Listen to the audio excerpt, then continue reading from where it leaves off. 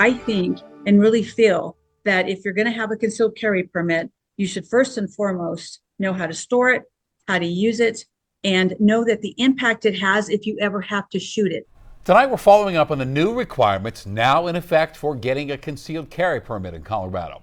And last night, you heard from State House Majority Leader Monica Duran, who sponsored this legislation. And she told me this new law creates standardized training and education on things like safe storage and handling. Tonight, we're listening to a new perspective on this. Denver 7's Danielle Kreuter spoke to a Colorado sheriff and a concealed carry trainer about the growing pains they are already feeling. July 1st, the day several new gun laws go into effect in Colorado, including new requirements for people hoping to conceal carry. We follow the letter of the law. We do cover what is required under the state requirements. Isaac Chase is the co-founder of Guns for Everyone, a Colorado-based company that offers free concealed carry classes. The big spike came early in the spring when people started to realize that not only do you need to be aware of these new requirements, but if you're going to try to get in before the new requirements take place, you have to get in line with the Sheriff's Department. And that line was long at places like the Weld County Sheriff's Department. Yesterday being the last day of the month, we had 180 come in, and we actually stopped taking applicants. On a typical month, we process, around 600 permits. This last month of June, we processed 1,500. Now. Trainers like Chase say they worry the added requirements of concealed carry courses may distract students from other important lessons. The new state requirements require that we cover de-escalation in a concealed carry class.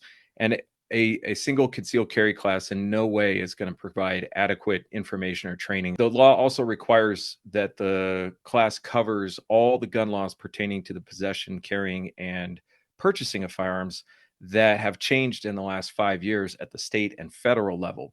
I don't even think an attorney could do that in 8 hours in a concealed carry class. It's extra work like that worries the Weld County Sheriff. What we're actually doing is making people jump through hoops to try to protect themselves from the very people that we're concerned with. While supporters of the new law are hoping it encourages more responsible gun ownership, critics aren't convinced. We've seen a lot of confusion from people and a lot of panic. And again, these people are signing up for the classes because they all of a sudden now the law is forcing them to make a quick decision.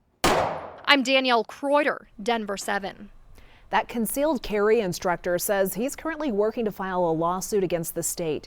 He claims that the new regulations ask the state to keep track of which instructors are licensed to conceal carry owners, while other state law prohibits a database like that from being created.